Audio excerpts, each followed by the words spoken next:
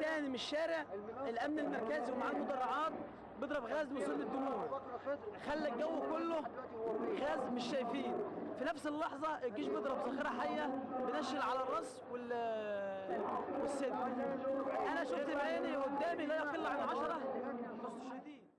بالتأكيد عبد الفتاح السيسي والمجلس العسكري يريدوا أن ينهوا هذا الموقف قبل دخول رمضان، فأرادوا إنهائه، وليس لهم سبيل لإنهائه كما يظنون أو كما يتخيلون إلا بهذا القتل. لو قتل في هذا الميدان الآلاف لن نغادر هذا المكان إلا ونحن موتى مدنيين سلميين قتلونا برصاص وبدم بارد أو معنا رئيسنا.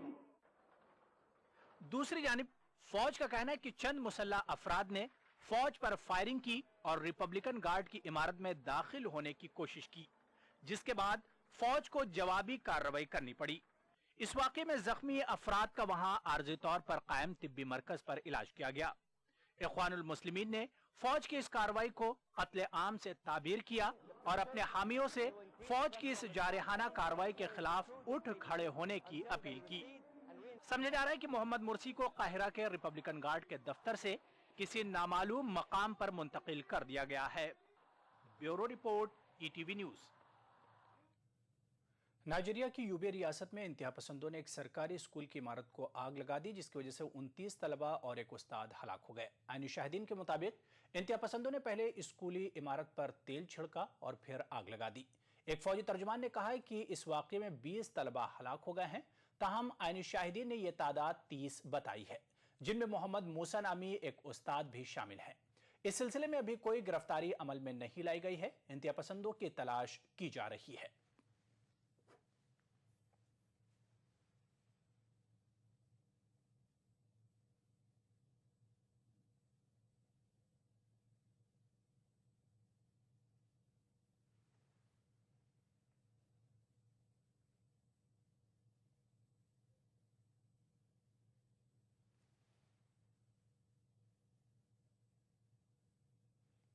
जनूबी अफ्रीका के साबिक सदर नेल्सन मंडेला की जोहानिसबर्ग की रिहाइशगाह पर उनके खैरख्वाहों का आना जारी है। लोग जहां मंडेला के सेहतयाबी के लिए दुआ कर रहे हैं, वहीं उनकी रिहाइशगाह के बाहर मंडेला और उनके कुंबे के लिए मोहब्बत और हमदर्दी के पैगामात और गुलदस्ते छोड़े जाते हैं। 94 साल नेल्सन मंडेला प्रेटोरिया अस्पताल में 1 माह से भी ज्यादा अरसे से जेर इलाज हैं। ताहम पीर के रोज उनके सेहत के बारे में सरकारी तौर पर कोई जानकारी सामने नहीं आई। बताया जा रहा है कि अभी भी उनकी हालत नाजुक बनी हुई है।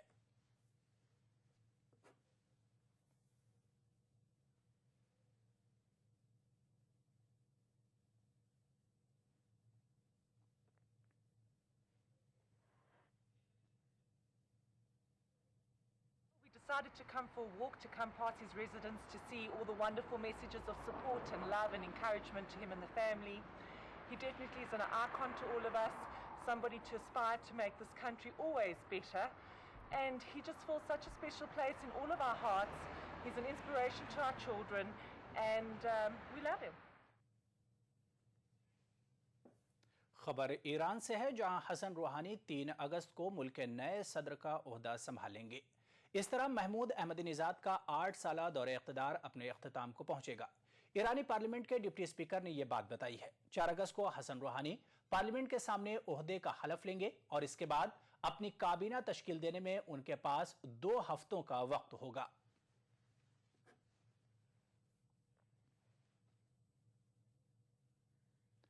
टीम इंडिया की आईसीसी टेस्ट रैंकिंग में सुधार आया है। हालिया घरेलू सीरीज में इंग्लैंड को शिकस्त देने के बाद टीम इंडिया ताजा टेस्ट रैंकिंग में दूसरे मकाम पर पहुंच गई है। जनूबी अफ्रीका पहले मकाम पर बरकरार है, जबकि इंग्लैंड तीसरे मकाम पर है।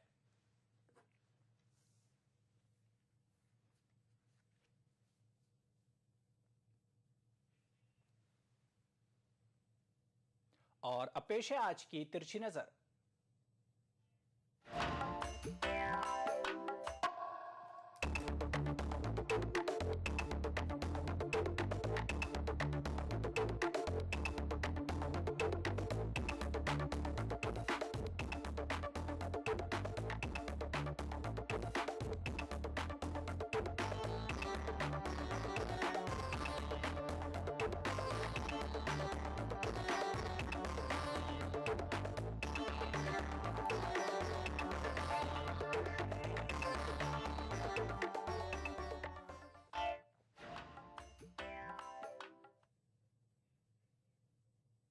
9 PM खबरनामे में फिलहाल इतना ही।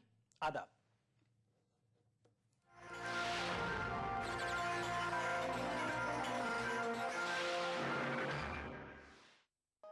इस प्रोग्राम को पेश करने में ताउन किया बूमर जेली, थोड़ा खेलो थोड़ा खाओ। बंगर सीमेंट, सस्ता नहीं सबसे अच्छा।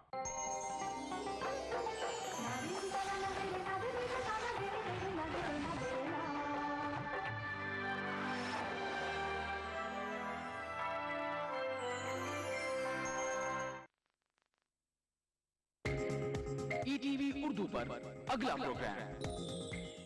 इस प्रोग्राम को पेश करने में ताउन कर रहे हैं Shri ultra red oxide, Bharat का एकमात्र जंग रोधक सीमेंट।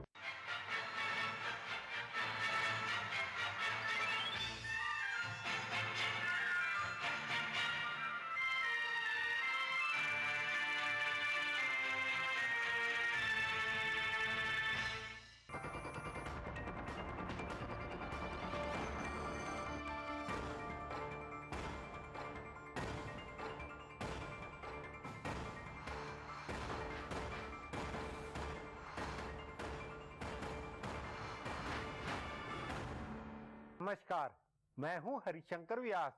सेंट्रल हॉल में आपका स्वागत है। नरेंद्र मोदी अब भाजपा के प्रचार की हकीकत है। लालकृष्ण आडवाणी ने उनके साथ बैठकर चुनावी रणनीति का उनका ब्लूप्रिंट जाना। भाजपा संसदीय बोर्ड की बैठक में आडवाणी और नरेंद्र मोदी अगल बगल बैठे, दोनों समारोह में भी साथ साथ दिखलाई देने लगे हैं। संसदीय बोर्ड की बैठक का अधिक महत्व है। इसमें चुनाव अभियान समिति के प्रमुख के नाते नरेंद्र मोदी ने प्रचार की अपनी योजना बताई और उस पर चर्चा एक तरह से नरेंद्र मोदी की कमान को हरी झंडी है। संसदीय बोर्ड और फिर महासचिवों की बैठक से नरेंद्र मोदी की प्रचार कमान को वैधता मिली है। अब वे निर्विवाद नंबर 1 प्रचारक है। यह भाजपा की अंदरूनी राजनीति में मोदी की हकीकत पर मोहर है। शायद राजनाथ सिंह ने सोच समझकर संसदीय बोर्ड और महासचिवों की बैठक में नरेंद्र मोदी का ब्लूप्रिंट रखवाया। प्रचार कमेटी और उप समितियों का भी गठन मोदी मिशन के अनुरूप हो रहा है। सवाल है, क्या इस सबसे भाजपा के अंदरूनी झंझट खत्म हुए माने जाए?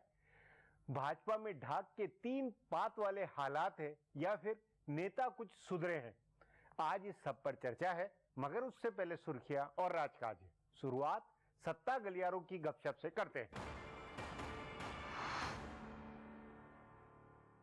यूपीए की शक्ल बदल रही है। गुज़िश्ता 9 साल से कांग्रेस के साथ रही पार्टियां बाहर हो रही हैं और नई पार्टियां यूपीए में शामिल हो रही हैं। झारखंड में कांग्रेस ने पिछला इलेक्शन बाबूलाल मरांडी की झारखंड विकास मोर्चा के साथ मिलकर लड़ा था, लेकिन अब मरांडी यूपीए से बाहर हैं और कांग्रेस ने शिबू सोरेन के झारखंड मुक्ति मोर्चा को यूपीए में शामिल कर लिया है। ऐसे ही बिहार में कांग्रेस का इत्तेहाद लालू प्रसाद यादव की पार्टी आरजेडी के साथ था। हालांकि गुज़िश्ता इलेक्शन दोनों अलग लड़े थे, लेकिन तब भी लालू ने कांग्रेस के लिए सीटें छोड़ी थीं और अब भी वो हुकूमत को हिमायत दे रहे थे। लेकिन कांग्रेस ने उन्हें छोड़कर नीतीश के जदयू को यूपीए में लाने की तैयारी की है। जम्मू कश्मीर में गुज़िश्ता इलेक्शन कांग्रेस ने नेशनल कॉन्फ्रेंस के साथ मिलकर लड़ा था, लेकिन अब दोनों के बीच दूरियां बढ़ रही हैं। रियासत में कांग्रेस की नजदीकी मुफ्ती मोहम्मद सईद की पार्टी पीडीपी से बढ़ रही है। मगरिबी बंगाल की वजीर आला ममता बनर्जी यूपीए छोड़ गई हैं। चुनांचाप कांग्रेसी लीजान लेफ्ट पार्टियों के साथ रिश्ते जोड़ रहे हैं। AK एंटोनी ने गुज़िश्ता दिनों कहा था कि इंतखाबात के बाद लेफ्ट से इत्तेहाद हो सकता है। ऐसे ही तमिलनाडु में कांग्रेस के कई लीजान किसी तरह जयललिता की अन्ना DMK के साथ बातचीत करने के हक में हैं। अगले लोकसभा इलेक्शन में रियासतों के इलाकाई पार्टियां बेहद जारहाना तरीके से इलेक्शन लड़ने वाली हैं और उनके निशाने पर है कौमी जमातें। बिहार में जिस तरह का झगड़ा आरजेडी और जदयू का नहीं है, उससे ज्यादा जारहाना मुकाबला जदयू बनाम बीजेपी और आरजेडी बनाम बीजेपी का है। ऐसे ही उत्तर प्रदेश में समाजवादी पार्टी और बीएसपी का आपसी मुकाबला उतना नहीं है जितना ये दोनों पार्टियां कांग्रेस और बीजेपी को निशाना बना रही हैं। इस जारहाना मुकाबले में इलाकाई पार्टियां कौमी जमातों के इंचार्ज और कौमी लीचान को बाहरी ठहरा रही हैं। बिहार में जनता दल यू ने नरेंद्र मोदी को बाहरी बताने की सियासत की है। वजीर आला नीतीश कुमार ने कहा है कि बाहरी फैक्टर की वजह से उन्होंने इत्तेहाद खत्म करने का फैसला किया है। उसी तरह उत्तर प्रदेश में समाजवादी पार्टी ने बीजेपी के इंचार्ज अमित शाह और कांग्रेस के इंचार्ज मधुसूदन मिस्त्री को तनकीद का निशाना बनाते हुए कहा है कि बाहर से लोग आकर रियासत का माहौल खराब कर रहे हैं। दरअसल जैसे जैसे इलाकाई पार्टियों को लग रहा है कि कौमी पार्टियां सेंट्रलाइजेशन कराने की सियासत कर रही हैं और इसका नुकसान हो सकता है, उन्होंने धरती पुत्र के उसूल को अपनाना शुरू कर दिया है। दूसरी रियासतों में भी इलाकाई पार्टियां अपने को धरती पुत्र बता रहे हैं और कौमी जमातों के लिए जान को बाहरी। उत्तर प्रदेश में बारी बारी से कांग्रेस और बीजेपी के वजीर आजम के ओहदे के एलानिया और गैर एलानिया दावेदार अपनी ताकत आजमा रहे हैं। गुज़िश्ता इलेक्शन में कांग्रेस के युवराज राहुल गांधी ने अपनी ताकत आजमाई थी। उन्होंने गुज़िश्ता असेंबली इलेक्शन में अपनी पूरी ताकत लगाई थी। उनके भरोसे के general secretary Digvijay Singh incharge थे और राहुल गांधी ने खुद बड़ी मेहनत की थी। दलितों की रिहाइश गाहों में रुकने से लेकर मुस्लिम इदारों तक के चक्कर राहुल ने लगाए थे और अपनी पसंद से टिकट तकसीम किए थे। तमाम मेंबरान पार्लियामेंट और वज़रा को कैंपेन में उतारा गया था। बहन प्रियंका गांधी और बहनोई रॉबर्ट वाड्रा भी कैंपेन में उतरे थे, लेकिन कांग्रेस पूरी तरह नाकाम रही। अब वही किस्सा नरेंद्र मोदी दोहरा रहे हैं। बीजेपी के वजीर आजम के ओहदे के गैर एलानिया दावेदार और इंतखाबी तशहीर कमेटी के एलानिया चेयरमैन नरेंद्र मोदी ने अपनी पसंद के अमित शाह को इंचार्ज जनरल सेक्रेटरी बनाया है। अमित शाह ने अयोध्या का मसला भी उठा दिया है। नरेंद्र मोदी के कैंपेन का भी पूरा ब्लूप्रिंट बना हुआ है। टिकट भी उनके हिसाब से तकसीम होनी है और बीजेपी रियासत की 40 सीटें जीतने का हदफ लेकर उतर रही है। लेकिन जिस तरह का मुकाबला 4 सियासी जमातों के बीच बन रहा है, उसमें माहिरीन का मानना है कि बहुत नजदीकी मुकाबला होगा और इस बार राहुल के बजाय मोदी का वकार दांव पर रहेगा। अब आज की ताजा सुर्खियां हैं। ये लीक से कुछ हटकर है। इनसे देश की दशा दिशा के हाल बूझ सकेंगे। भारतीय जनता पार्टी ने लोकसभा इलेक्शन के लिए अपनी हिकमत अमली को आखिरी शक्ल दे दी है। बीजेपी की इंतखाबी तशहीर कमेटी के चेयरमैन नरेंद्र मोदी की मौजूदगी में हुई पार्लिमानी बोर्ड की मीटिंग में तय किया गया है कि पार्टी बेहतर नज़्म नस्क और तरक्की के मसले पर इलेक्शन लड़ेगी। इस मीटिंग में ये भी बात हुई है कि कांग्रेस किसी भी वक्त इलेक्शन करा सकती है, इसलिए बीजेपी को इंतखाबात के लिए तैयार रहना चाहिए।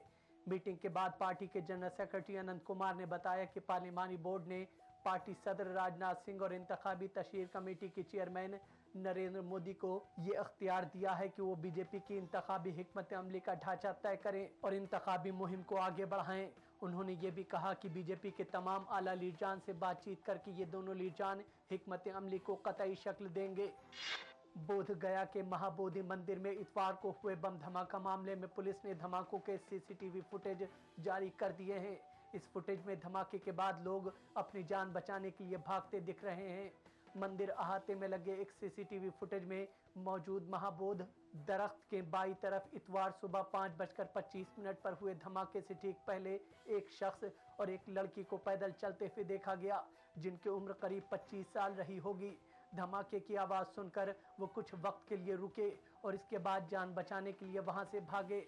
इस फुटेज में एक दिगर शख्स जिसकी उम्र 30 साल रही होगी, उसको महाबोधि मंदिर के अंदर जाते देखा गया और धमाके की आवाज सुनकर वो फौरन बाहर निकल गया।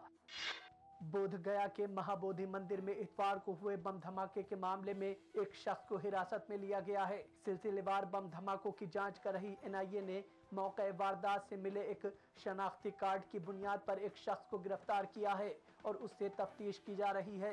गिरफ्तार किया गया शख्स गया के 12 चट्टी का रहने वाला है और उसे मुश्तबा मानकर उससे तफ्तीश हो रही है। इतवार को महाबोधि मंदिर में एक के बाद एक 9 बम धमाके हुए थे। बिहार के वजीर आला नीतीश कुमार ने कहा है कि बिहार में दोनों अपोजिशन जमातें बीजेपी और राष्ट्रीय जनता दल एक साथ मिल गए हैं।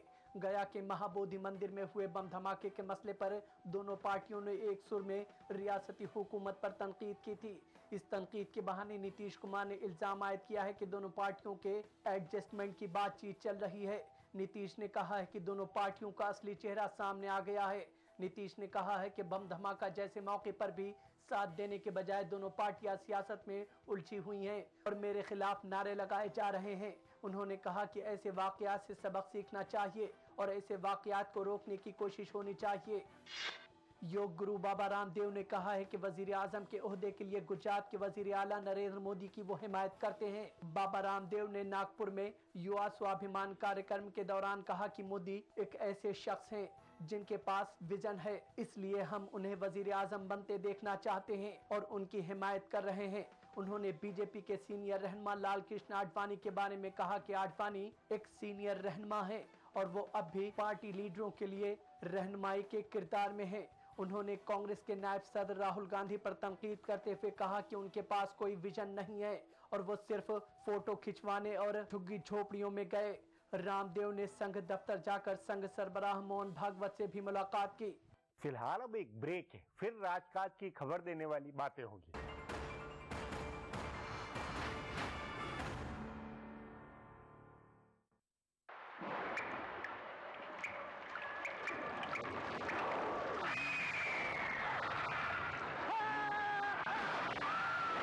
अगर सीमेंट जंग रोधक न हो तो जानलेवा हो सकता है। Shri ultra red oxide, Bharat का एकमात्र जंग रोधक सीमेंट।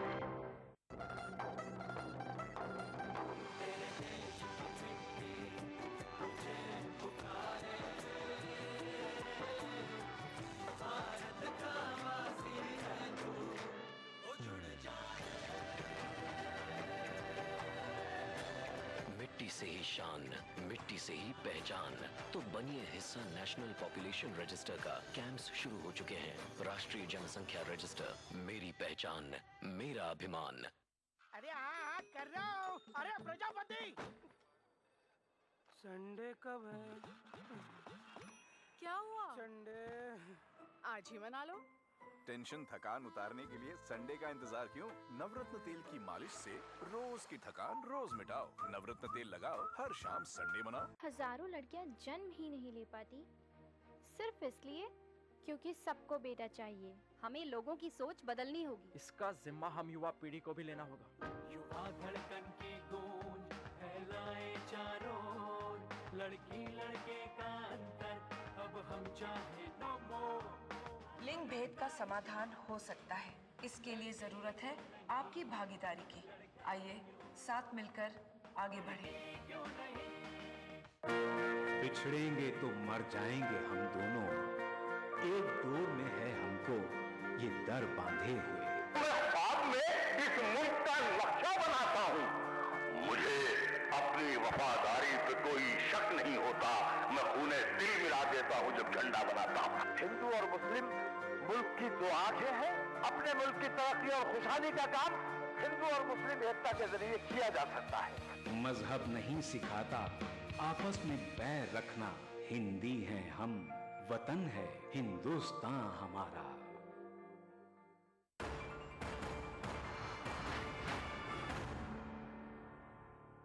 ब्रेक के बाद आपका स्वागत है। हाशिए में इधर उधर कई बातें व घटनाएं दबी हुई होती है, इनका खासा राजनीतिक अर्थ होता है। उन्हीं में से अब पेश है राजकाज की कुछ बातें।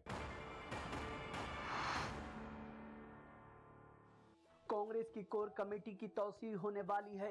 पार्टी के नायब सदर राहुल गांधी को इसमें शामिल किया जाएगा। गुज़िश्ता 9 साल से कांग्रेस और यूपीए हुकूमत के मामलात में तमाम अहम फैसले इस कोर कमेटी की मीटिंग में होते हैं। सोनिया गांधी की सदारत वाली कोर कमेटी में वजीर आजम मनमोहन सिंह, सोनिया गांधी की सियासी मुशीर अहमद पटेल, वजीर खजाना पी चिदम्बरम और वजीर दिफा ए.के. एंटनी हैं। दूसरे लीजान भी गाहे बगाहे इस इजलास में बुलाए जाते हैं। नायब सदर और बाद में इंतखाबी तशहीर कमेटी का चेयरमैन बनाए जाने के बाद से राहुल के कोर कमेटी में शामिल होने पर बहस छिड़ी थी। बताया जा रहा है कि कोर कमेटी की अगली मीटिंग में वो बतौर रुकन शामिल हो सकते हैं। बिहार के साबिक रुकन पार्लियामेंट आनंद मोहन और लवली आनंद की सियासत पर तमाम सियासी जमातों की नजरें हैं। लवली आनंद इस वक्त कांग्रेस के साथ है, लेकिन जब से कांग्रेस के जदयू के साथ जाने की बहस शुरू हुई है और आनंद मोहन और लवली आनंद दोनों कांग्रेस से फासला बनाने लगे हैं। हालांकि कांग्रेस के कई आला लीजान उनके राब्ते में हैं और अभी कोई फैसला नहीं करने का मशवरा दे रहे हैं, लेकिन उन्हें लग रहा है कि उनके पास कांग्रेस छोड़ने के अलावा कोई मुतबादिल नहीं बचा है। जराए के मुताबिक इस बार वो अपनी पार्टी बनाकर इलेक्शन नहीं लड़ेंगे। चुनांचे वो बीजेपी या आरजेडी के साथ जा सकते हैं। जदयू से अलग होने के बाद बीजेपी के कई लीडरान ने उनसे राब्ता कायम किया है। इसके इम्कानात ज्यादा हैं कि दोनों साबिक मेंबरान पार्लियामेंट बीजेपी से जुड़ जाएं और लवली आनंद बीजेपी की टिकट पर इलेक्शन लड़ें। उपेंद्र कुशवाहा और साबिक रुकने पार्लियामेंट अरुण कुमार के भी बीजेपी से बातचीत चल रही है और ये दोनों लीडरान भी आनंद मोहन के राब्ते में हैं। आनंद मोहन बीजेपी के साथ जाते हैं तो आरजेडी का ठाकुर वोट बिगड़ेगा। लाल कृष्ण आडवाणी संघ पदाधिकारियों को समझा रहे हैं तो भाजपा और संघ के कई नेता आडवाणी को भी समझा रहे हैं। भाजपा के अंदर माहौल अनिश्चितता और गड़बड़ी की आशंकाओं का बना हुआ है। कोई यह नहीं मान रहा है कि आडवाणी बुजुर्ग मार्गदर्शक की तरह व्यवहार करेंगे। इस पर आगे चर्चा करें उससे पहले देखें मेरा ये खुलासा।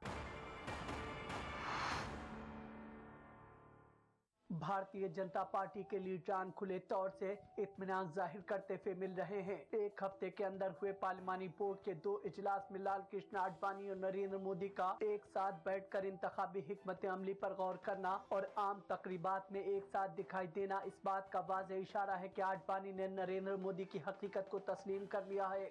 अगर आडवाणी मोदी के तई अपनी पुरानी सोच को छोड़कर उनकी क़यादत को मंजूर कर लेते हैं तो इसमें पार्टी के लीडरान सबकी भलाई देख रहे हैं। लेकिन सवाल है कि क्या अब बीजेपी में सब कुछ ठीक हो गया है और तमाम लीडरान एक साथ मिलकर नरेंद्र मोदी की क़यादत को कामयाब बनाने में लग जाएंगे? इस सवाल का जवाब कई बातों पर मुनहसिर करेगा। सबसे पहले तो ये देखना होगा कि आडवाणी को खामोश और मुतमईन कराने के लिए संघ ने क्या किया है। गुज़िश्ता हफ्ते आडवाणी नागपुर में जाकर संघ सरबराह मोहन भागवत और उनके नंबर 2 भैया जी जोशी से मिले थे। इस मुलाकात में क्या बातचीत हुई है ये किसी ने नहीं बताया, लेकिन आडवाणी के बदले हुए नजरिए और इस बयान से कुछ इशारा मिला है कि पार्टी और मुल्क की भलाई के लिए बात हुई है। संघ के हिसाब से पार्टी और मुल्क की भलाई इसमें है कि हिंदुत्व सोच का कोई रहनुमा मुल्क की क़यादत संभाले। कहने का मतलब है कि उनकी मर्जी का और उसका स्वयंसेवक मुल्क का वजीर आजम बने। इसी हिसाब से संघ ने नरेंद्र मोदी को आगे कराया है। गोवा की कौमी मजलिस आमला के इजलास में मोदी को इंतखाबी तशहीर कमेटी का चेयरमैन बनाने का फैसला पार्टी के 2-4 लीडरान का फैसला नहीं था, बल्कि संघ की तरफ से गौर खौस कर कराया गया फैसला था। इसलिए आगे लाल कृष्ण आडवाणी या उनकी कोठरी के निस्फ दर्जन लीडरान को हैंडल करने या रियासतों से नरेंद्र मोदी की क़यादत को मिलने वाली मुमकिन चैलेंजेस से निपटने का भी संघ का अपना प्लान है।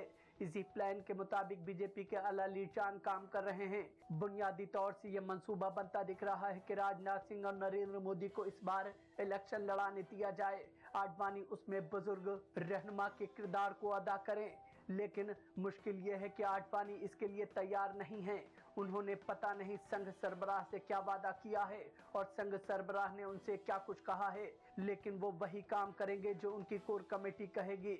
उनकी कोठरी के लीडरान की आखिरी उम्मीद वो है और उनकी आखिरी उम्मीद इस बार का इलेक्शन है। तभी वो कश्मकश में मुब्तला हैं। वो कुछ ऐसा नहीं करना चाहते जिससे इस बार के इलेक्शन में बीजेपी शिकस्त से दो चार हो और इख्तदार से बाहर रहे। वो चाहते हैं कि पार्टी इख्तदार में आए लेकिन इख्तदार की क़यादत उन्हें सौंपी जाए। ये कैसे होगा, यही बड़ा सवाल है। इसी सवाल को लेकर पार्टी में जबरदस्त गैर यकीनी के हालात हैं। आडवाणी ने एनडीए की मजबूरी और यूपीए पर हमले के मसले को उठाकर अपनी अहलियत को साबित करने की कोशिश की है। संघ के मंसूबे के मुताबिक इसकी गुंजाइश कम बनती है, लेकिन उन्हें खुश करने के लिए संघ अपने एकाध हाथी घोड़े शहीद कर सकता है, जिसका मुतालबा आडवाणी कर रहे हैं। अब एक ब्रेक है, उसके बाद भाजपा के अंदरूनी हालातों पर चर्चा करेंगे।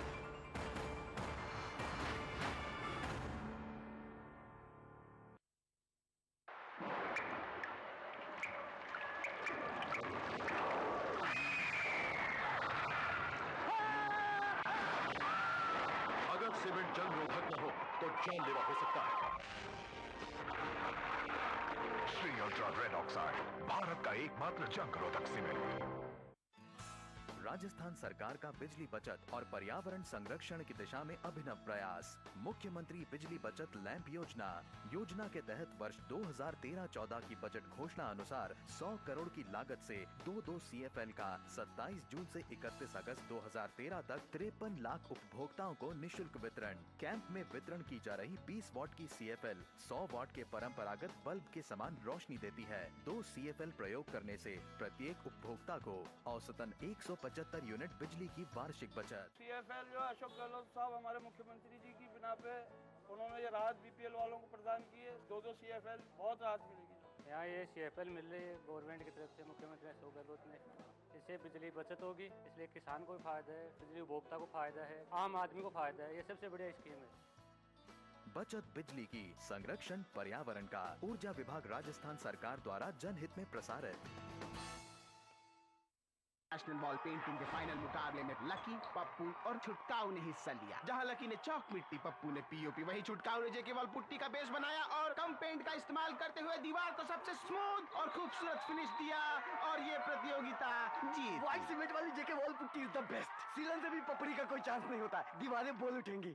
क्या आप अपने चेहरे पर कील मुहासों के दाग, धब्बों, झाइयों से परेशान हैं? तो इनसे छुटकारा पाने का एकमात्र समाधान मेलाज स्किन क्रीम, एली फार्मास्यूटिकल्स द्वारा निर्मित। राजस्थान सरकार के 4.5 साल बेमिसाल आवासन मंडल ने भी किया कमाल। राज्य भर में 25,000 से ज्यादा मकानों का कुशल इंजीनियरों की देखरेख में निर्माण कर हर वर्ग के साथ ही गरीबों को भी दी अपने घर की सौगात। मंडल की हर कॉलोनियां सभी मूलभूत सुविधाओं से युक्त, हरे भरे पेड़ों से आच्छादित और प्रदूषण मुक्त। मकानों की गुणवत्ता को जांचने के लिए हर जगह परीक्षण केंद्र, आवंटी की समस्याओं के निदान के लिए बनाया नागरिक सेवा केंद्र। आवासन मंडल का यही है सपना, हर व्यक्ति का आवास हो अपना। बिछड़ेंगे तो मर जाएंगे हम दोनों, एक डोर में है हमको ये दर बांधे हुए। मैं ख्वाब में इस मुल्क का नक्शा बनाता हूँ। मुझे अपनी वफादारी पे कोई शक नहीं होता। मैं खूने दिल मिला देता हूँ जब झंडा बनाता हूँ। हिंदू और मुस्लिम मुल्क की 2 आंखें हैं। अपने मुल्क की तरक्की और खुशहाली का काम हिंदू और मुस्लिम एकता के जरिए किया जा सकता है। मजहब नहीं सिखाता आपस में बैर रखना। हिंदी हैं हम, वतन है हिंदुस्तान हमारा।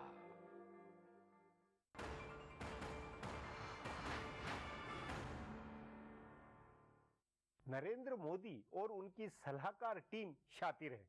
इशरत जहान मामले की चार्जशीट के बाद ही दिल्ली में नरेंद्र मोदी ने डेरा डाला। नरेंद्र मोदी का प्रचार अभियान अब सिलसिलेवार शुरू होगा। जिन प्रदेशों में विधानसभा चुनाव है उनमें मोदी सघन प्रचार का प्रोग्राम बना रहे हैं। इस पर चर्चा के लिए आज मेरे साथ वरिष्ठ पत्रकार जयंत घोषाल। जयंत जी, नरेंद्र मोदी और लालकृष्ण आडवाणी अब साथ साथ बैठ रहे हैं। संसदीय बोर्ड और महासचिवों की बैठक में नरेंद्र मोदी के प्रचार अभियान का ब्लूप्रिंट सभी ने सुना। उस नाते ये नहीं लगता है कि भाजपा के अंदर अब नरेंद्र मोदी एक हकीकत बन गए हैं, सारी कमान उनको प्रचार की मिल गई है? बिल्कुल जी। मुझे लगता है कि नरेंद्र मोदी के बारे में जो फैसला लिया गया है, मैं बार बार यही कहना चाहता हूं कि राजनाथ सिंह जी खुद गोवा में ये फैसला ले लिए हैं और इसमें राजनाथ जी का इच्छा हुआ और मोदी जी का अभिलाषा पूर्ण हो गया है, ऐसे नहीं है। इसमें संघ का भी एक स्ट्रैटेजी है और धीरे धीरे अभी संघ भी चुनाव आ रहा है तो उसके पहले डैमेज कंट्रोल एक्सरसाइज भी शुरू हो गया है। देखिए, बीजेपी के अंदरूनी जो समस्या है वो भी हकीकत है कि आडवाणी जी के साथ नरेंद्र मोदी जी का समस्या हर मतलब पत्रकार क्यों हर आम जनता भी जानते हैं आज। लेकिन वो समस्या से बाहर आने का एक कोशिश बीजेपी की तरफ से दिखाई दे रहा है और कांग्रेस के नेता भी ये मान रहे हैं कि बीजेपी के जो घर उसमें जो झगड़ा और वो धीरे धीरे कोशिश हो रहा है। नहीं, आपके अनुसार क्या आप ये मानते हैं कि लालकृष्ण आडवाणी अब सचमुच में मार्गदर्शक की भूमिका में आ जाएंगे या नरेंद्र मोदी की कमान में वो भी चुनाव में उस मंच पे बैठेंगे? आखिर क्या होगा? मुझे लगता है कि नरेंद्र मोदी जी जो छवि, नरेंद्र मोदी जी का छवि भाजपा, नरेंद्र मोदी जी का छवि लेके चुनाव में जाएंगे, जैसे आप कह रहे हैं कि ये हकीकत है, ये धीरे धीरे सब लोग मान रहे हैं और आडवाणी जी भी आज के दिन में बुजुर्ग हैं और पार्टी के जो आर्किटेक्ट है जी, वाजपेयी जी के बाद आडवाणी जी का सम्मान है, तो बीजेपी के जो बाकी लीडर्स हैं जी, जो आडवाणी जी के साथ इतना समस्या हो गया है, पर्सनल रिलेशन तक बिगड़ गया था जी, वो एक कोशिश हो रहा है जी, जैसे अरुण जेटली जी भी अभी आडवाणी जी से मिले हैं जी, और आडवाणी जी के साथ अरुण जी का बहुत दिन बाद जी, 1 साल हो गया है, कोई ठीक से बातचीत नहीं हुआ, जी, तो वन